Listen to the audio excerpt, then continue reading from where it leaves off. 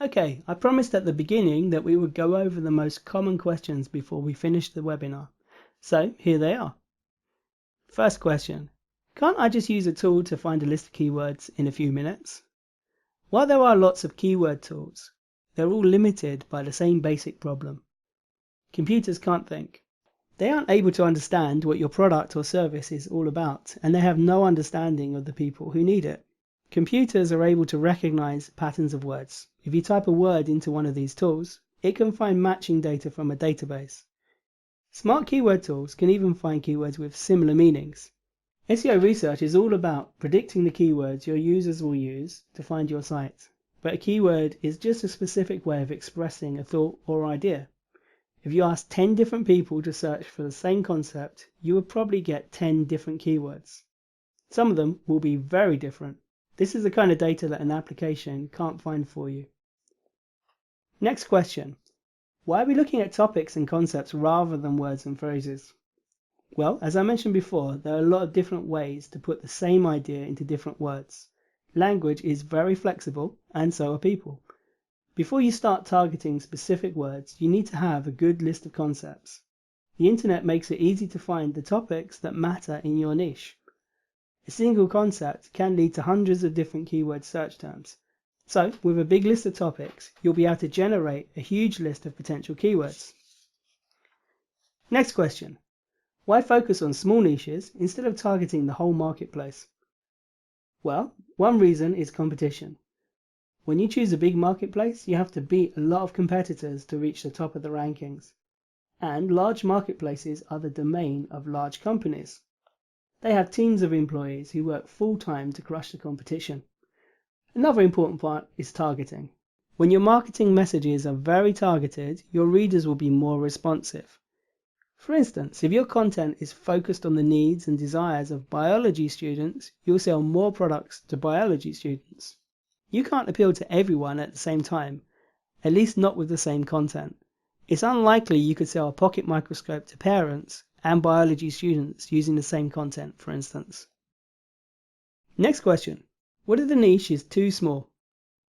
Okay, well you have a couple of options. You could expand your niche by making it less specific. Let's use the pocket microscope example again. You might find that there are very few students who are doing a PhD in pond life. That niche is too small.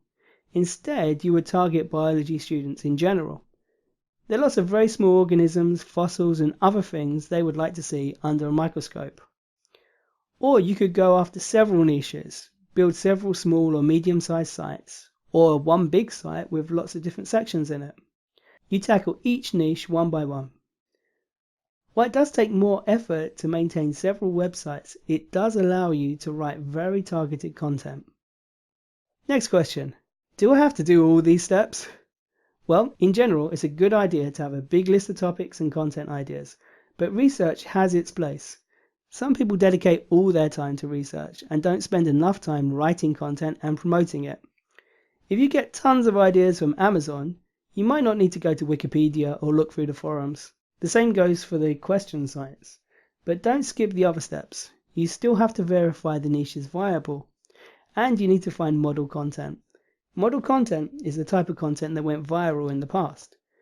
Exploring model content will reveal which topics are the most important ones in your niche. It will also reveal the influencers who shared the content. Viral content is almost always spread by influential people with lots of followers. If you learn who these people are, you will be able to promote your content to them as well. These influencers can send direct traffic to your content. They can also build powerful links, increasing your rankings. Of course, they don't just link to any subject. You need to see which topics they're most interested in. Well, thank you all for listening to the webinar. I'd love to hear what you think about the techniques I covered today. Did it help you? Answer the following questions so we can improve our materials and help you more effectively. 1. Is there anything that wasn't clear or didn't make sense during this webinar? 2. Do you have any questions that weren't answered in the webinar? 3. Do you have a problem that wasn't addressed? 4. Is there anything else you feel that we should have covered in this webinar? I hope you've enjoyed the webinar. It's the first step in your journey into a truly successful SEO campaign. Over the next few weeks, we'll show you the next steps with our highly detailed SEO content. The next webinar will show you how to find some fantastic keywords within your niche.